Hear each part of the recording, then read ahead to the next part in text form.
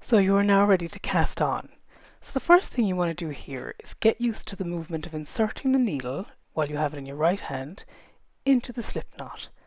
So you give yourself plenty of room as well. You don't have to make it too tight because it is a slip knot. So you get used to putting your needle into the slip knot. So there isn't anything between the needles, it is just, they just both fit into the slip knot at the same time. So get used to that movement, and you'll see that it's quite fiddly. So you want to make sure that you're comfortable with the yarn in your hand, and as you go to insert the needle into the slip knot.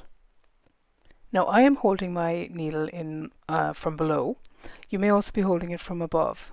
If you're holding it from above, you may find it useful to use your left hand a little bit more here, so your thumb on your left hand, to kind of hold your needle in place as you get used to putting the yarn around it. But we'll talk about that in just a moment. So again, above or below, whichever way suits you. You're just getting comfortable now with inserting your needle, and then you're getting ready to wrap your yarn around it. We'll start covering that now. So now get your hand into the position that you've decided you like on the right hand side, and tension your yarn as we've done in previous videos, and then insert the tip of your needle into the slip knot.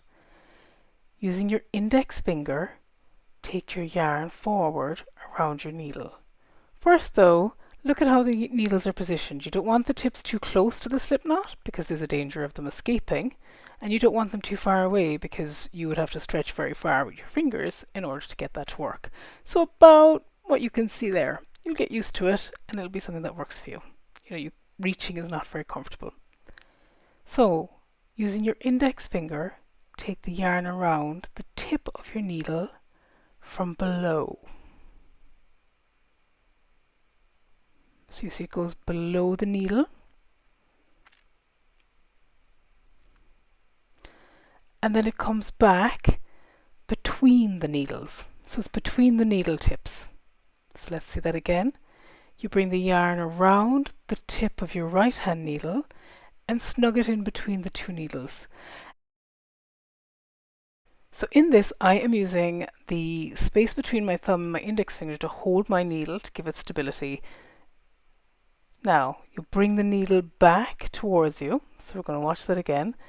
Bring your yarn around, and as you come back, have a look at the yarn that's in between them so you can see how you would be catching it. So you're going to catch it with the tip of your needle. So then you adjust the tip of your needle and you are going to slide that stitch onto your left needle. So what you're trying to do is keep your working yarn to the right hand side of your left needle. So there's no need to twist that stitch or anything as you lift it off. And now you have 2 stitches on your needle because your slip knot counts as your first needle.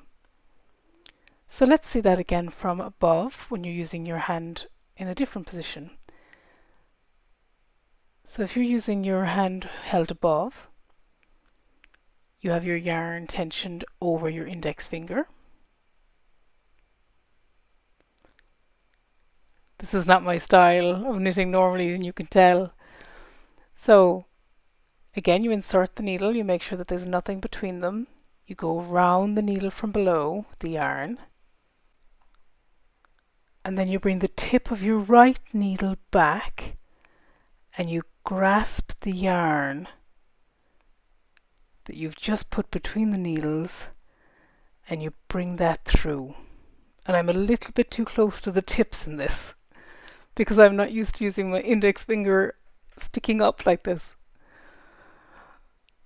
And there you have, you've made a stitch. We'll see that a few more times for sure. So now you have 2 stitches, as I said before, and now what you're trying to do is you are going to go into the next stitch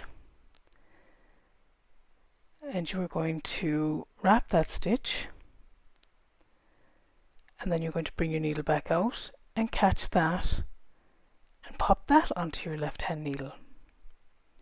Now you make sure that you're doing it with the yarn in the right direction. You can see how it's positioned towards my hand rather than away from it when I put the stitch onto the other needle.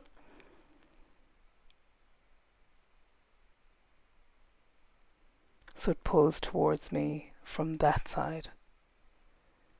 And we're going to continue doing that I'm going to show you this from above again. So you wrap the yarn, snug it in between, bring the needle back and catch it as you come through, and then pop it onto your left hand needle. Now this may feel very alien to you, but I recommend trying it and just keep on doing it until you are happy that you get the basic idea of it and that it feels comfortable to do it. Now another thing you may be tempted to do at this point is you might be tempted to take your right hand off your right hand needle.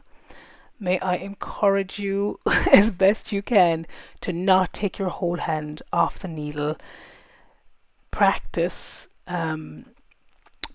using your index finger and reaching around and throwing your yarn as opposed to, lifting your hand and moving your whole arm and your shoulder. So you just have seen in the video as well there, we're demonstrating how not to do it too tightly. And you also see me taking my whole hand off as well. So please do try not to. But I totally understand if while you get the movement you want to, but you can see the effort that goes into doing that in my hand here. So continue casting on stitches until you have the number you need. In this case, maybe 16 stitches will be more than enough. And then we're going to start looking at how we turn our work and we do some knit stitches.